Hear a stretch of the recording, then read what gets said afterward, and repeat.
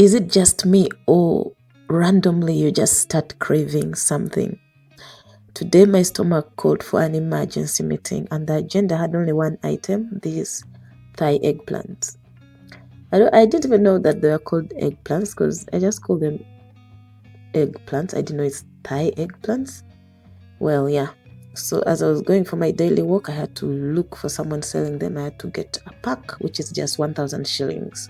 Cut them into pieces, and the cutting process is not easy, guys.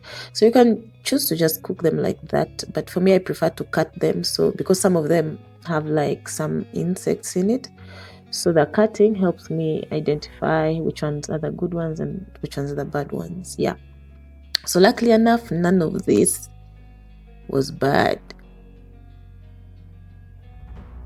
So yeah, after cutting, I'll just have to, like, you see, that's enough for me. It's a lot. So I just have to wash it twice and thoroughly with plain water.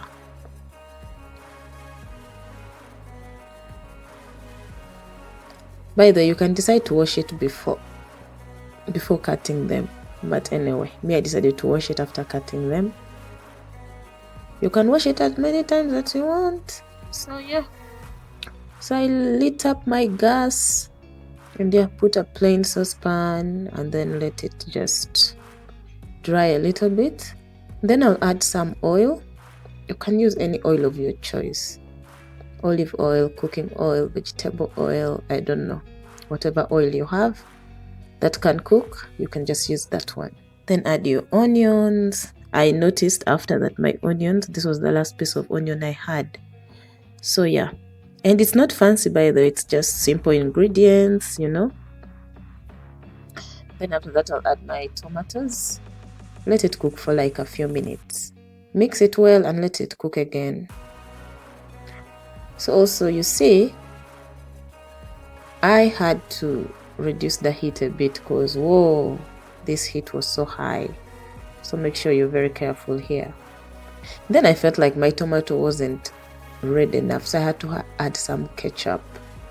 Yes, it's totally optional, by the way. Just had to add because I was seeing as if my tomatoes are few and it's not as red as I want it to be. After that, just add your nicely washed eggplants, Thai eggplants. Guys, how do you call this thing in your language? In my language, it's called uli, and in Luganda, it's called entula. So comment down below what this is called in your language. I would like to learn. So basically, mix it well, then add some salt, you know. Make sure you measure it well. I don't know, you measure salt using feeling. Yeah, so if you feel like it's enough, then that is it. That's how at least I measure salt. So mix it well, and after mixing it well, add some water. Add enough water. Add enough water, cover it, and let it cook. Like when I say, you let it cook. Now, while it's cooking, you know, nothing is bigger than the side sauce. So let us prepare our posho, ugali, kawunga, whatever you call it. So just put there some water and let that water boil while the other one is cooking. This is another advantage of having like double cooker. Yeah, you can be cooking 4 things at the same time. But I think 2 is realistic because basically the saucepans don't fit in all. Well, yeah, my posho water has boiled. And remember the rules of mingling posho. When it has boiled, make sure that you reduce the heat a bit so that you cook it just nice and slow. So I'll add my flour. It's also safe to keep some water aside just in case things go south. Yeah, but for me, I'm an expert, you know, in cooking kawunga, in cooking ugali. Yeah, this is posho, Ugandan posho. And the mingling requires strength, but the amount of strength you use is based off how much you're cooking. Now, this one is for 1 person, so It's that easy. It's just like ABC. But if you're mingling for like 5-6 people, my dear, you need some strength in your arms. Now after mingling, I'll just let it sit for a while, Let it sit for a while and let that heat go through it very well.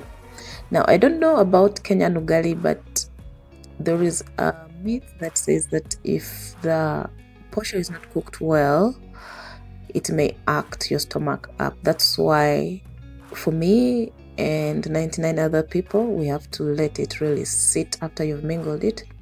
You cover it and make sure it is in low heat and let it cook there until you start smelling that little, there's an aroma it brings. So in the meantime, let's add some spices. Yeah, that is some cubes. I don't know, was it Royco cubes? And then I'll also add some Royco, you can see it's cooked. So I'll mix some Royco in water and then I'll add it as well. You see that? That is mchuzi mix, Mchuzi mix, yes. So after that, I'll just let it boil a little in low heat, maybe for 1 or 2 minutes in super low heat.